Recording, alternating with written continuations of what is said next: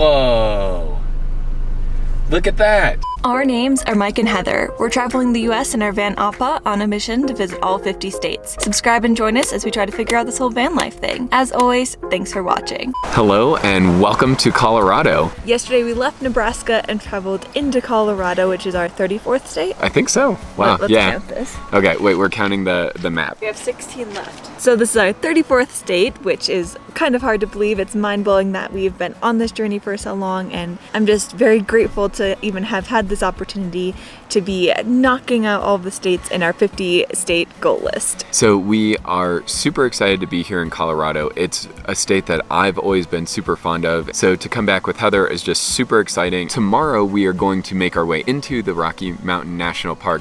But today we're gonna get cooking because it's probably like late afternoon at this point. So while we're thinking of it, and because we've been pretty inconsistent with when we put our stickers on, we figure we're in Colorado, we'll do it now to get it set, because anytime we're in a state and we don't have it on, a lot of people like to remind us that we should put it in, so we'll do it now and avoid that. But this does kind of feel like a milestone state because of the way that we came over on Route 66 and because of the way we've been sort of zigzagging up and down since we left the West Coast. Colorado is really the last state that we sort of have in this part of the country, and then we have a huge portion filled in. So this is pretty exciting. Wipe off the dirt and see if I can get this on my first try. All right, good. There we go. Wow. So we've got all of this filled in. This one, in case you're wondering, is North Dakota, and that is the last state that we are going to be visiting.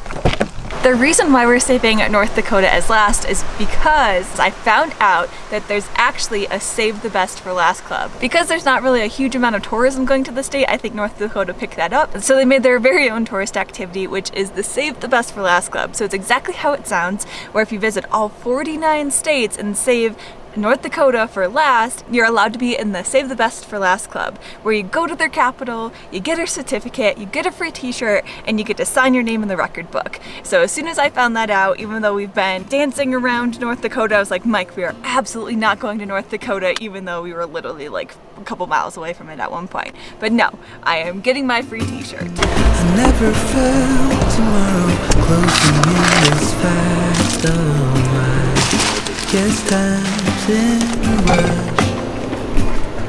This campground is actually really nice. We get a fire pit, a bear box because we are back in bear country, and a nice long picnic table for cooking. So it's always nice when we have a little bit of space to be able to spread out and really take advantage of living out of the van. And it's not always that we have a lot of time at the campsite. So we got here a little bit earlier, which is nice because we have time to cook dinner, relax, and really enjoy it. And the cool thing is this is actually a first come, first serve park. It's really just a fairly basic park, but 12 bucks a night to be right near a national park, can't beat it. 14 bucks a night. Their prices went up from when it was posted on iOverlander. Now I know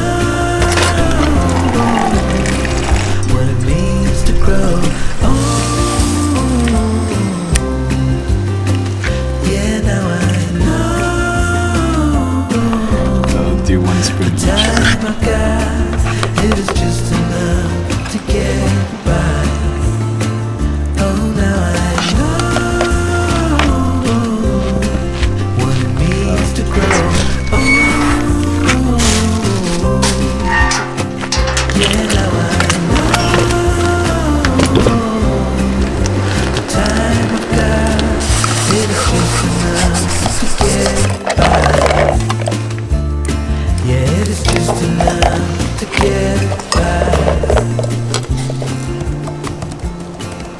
There's blue skies to the right of us, but to the left of us, some pretty dark ones coming in. So I think we're gonna take our laptops and us inside before the rain comes.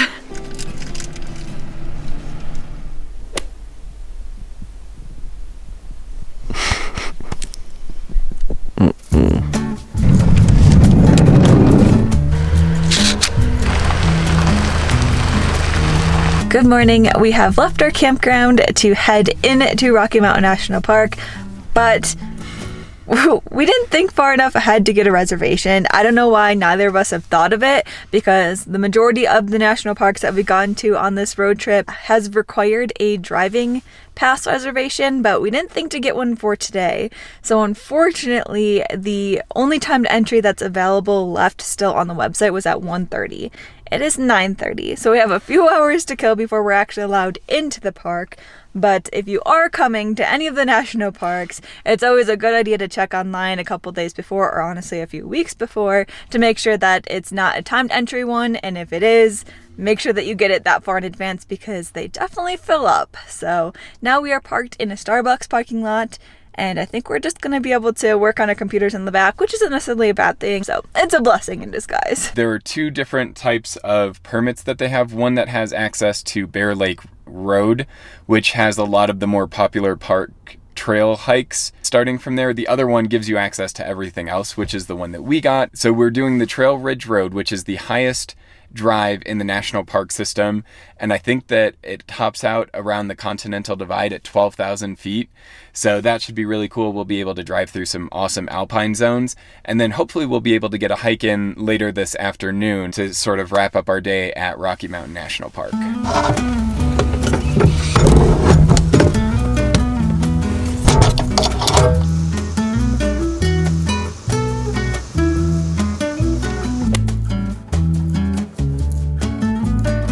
Hi, good, how are you? Hey. So we are officially into the Rocky Mountain National Park, and we are on the Trail Ridge Road, which is an amazing scenic road that takes you up into the Alpine zone above 12,000 feet.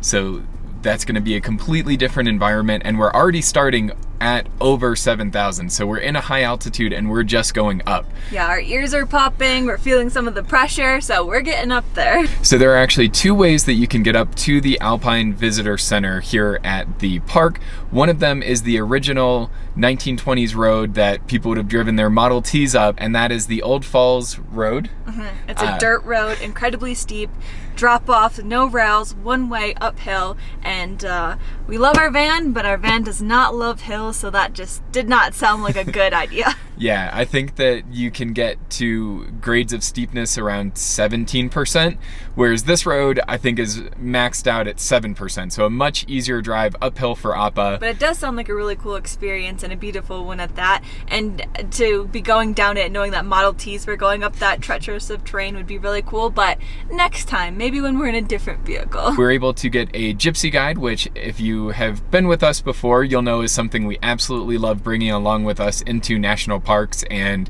scenic drives. It is a GPS navigation tour guide, so when you reach a certain part, it'll come on and give you context for the area or points of interest.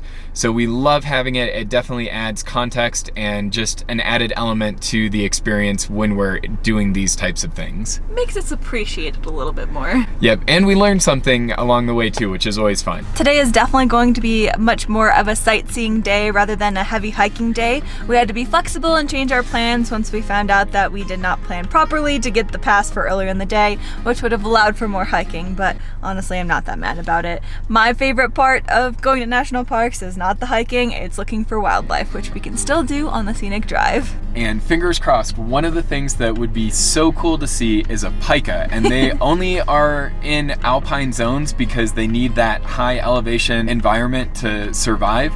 So if we saw one of those, that would be absolutely amazing. I don't know that we will, but they are absolutely adorable little mammal creatures. So definitely going to be on the lookout for those as we get higher and higher in elevation.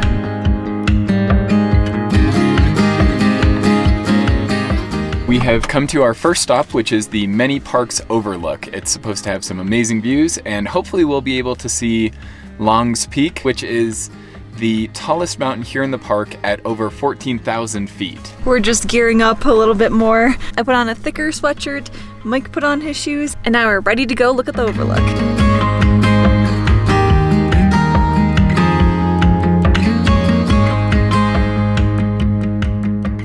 Long's Peak is a little bit covered by fog or maybe rain clouds, but it is just out in the distance.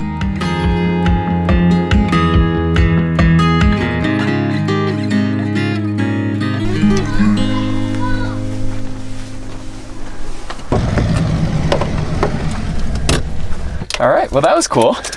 We got to see the tallest mountain in the park. And got to feel that elevation a little bit on the uphill. Yeah, and it's already cooler. The elevation has gone up and the temperature has gone down. Make sure we pull our car out of the driving lanes. This is to go 33 miles an hour up this hill.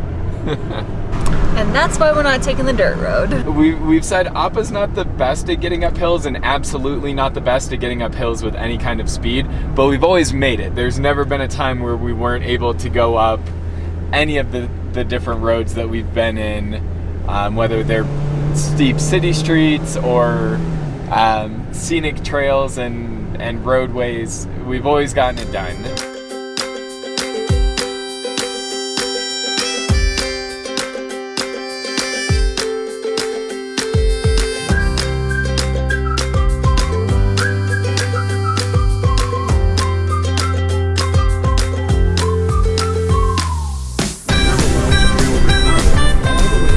That's really stunning.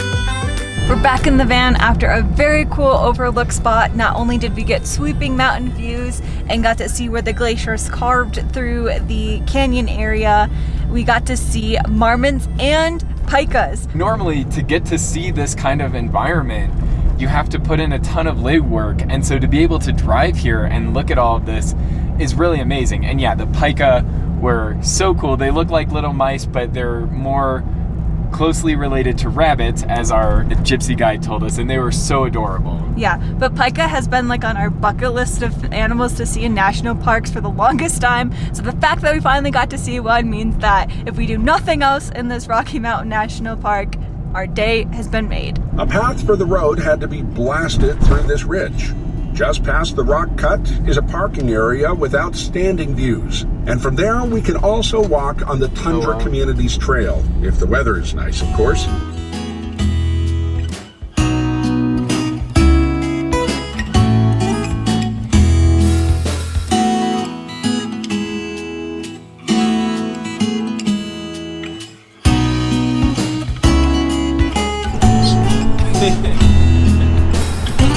Oh my gosh, they're the cutest things ever.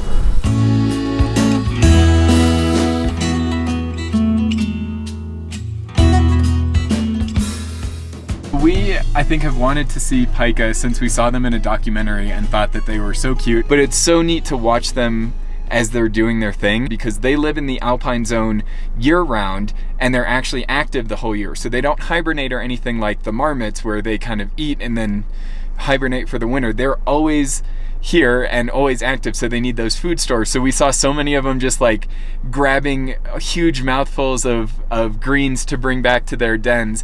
It was the cutest thing ever. They're so adorable. So if you're up here, definitely stop and take some time to try and see them. And that's coming from somebody who really doesn't like mice and or small wildlife. So. I don't like when they run at you. I don't like things coming at me.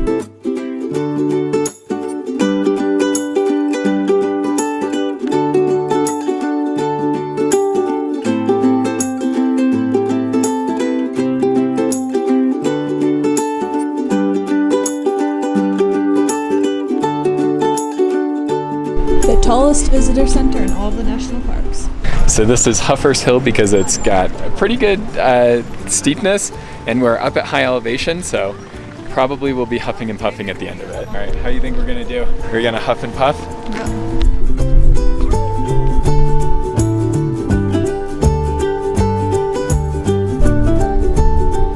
Definitely huffing and puffing, like the namesake of this hill.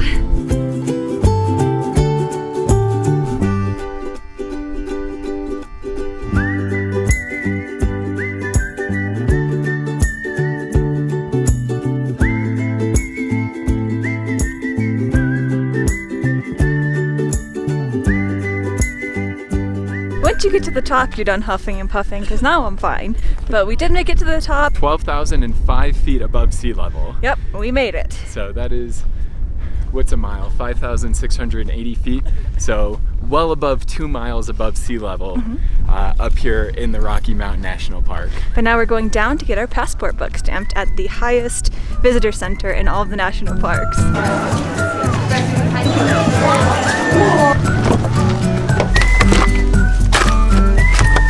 As we descend down the mountain after leaving the visitor center, we are leaving the Alpine zone, so we're starting to get back into the forest area with the trees coming back. It's absolutely amazing to me that we were able to be up there. The only time Heather and I have been able to go into Alpine zones was at the end of long hikes up mountains. Mount Marcy, which is the tallest mountain in New York State, and Camel's Hump, which is the 3rd tallest mountain in Vermont. So just being able to drive through that and have access like that is incredible.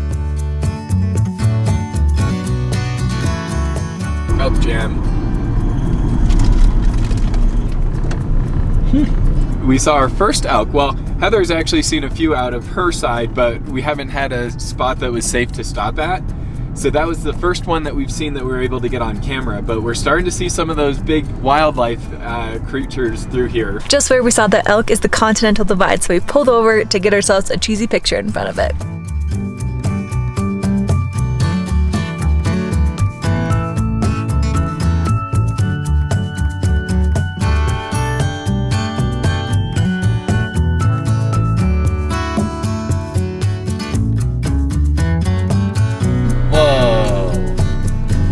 Look at that! See her? A little bit further up the road and we saw moose. We were super fortunate. So we saw the bull moose with its huge antlers, which was really cool, but we were super lucky because the spot where we saw them was actually in an area that had a wide enough shoulder and was a pull-off area to actually pull off and take a couple minutes to look at the animals, which doesn't always happen. With the elk, for example, we kind of were able to just drive by because the road was so narrow, but that was really awesome. There was definitely a moose jam going on where everyone on the road was stopping to see what was going on and what was so interesting. So I'm glad we were able to pull over safely and check out the wildlife.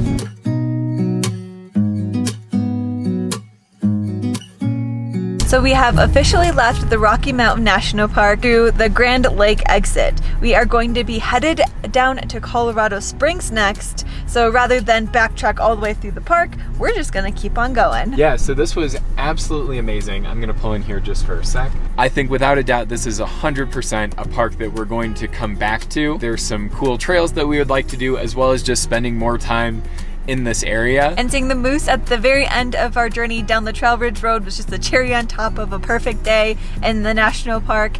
And now we are going to head towards Colorado Springs and need to find a place to boondock and eat for the night, because with all the fun that we were having, we really only ate a bunch of snacks, so we're definitely hungry and ready for dinner. Mike just reminded me that we had Lunchables in the car, so I think we're gonna eat a quick snack and then go find a place for dinner. A little bit of mozzarella cheese. Yeah, just like that. Gordon Ramsay would be proud. Yeah.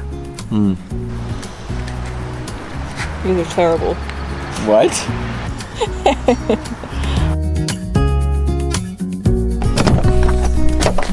2 hours later, and we have found ourselves at a Planet Fitness just outside of Denver, Colorado, to be able to wash off everything that we've done the last couple of days.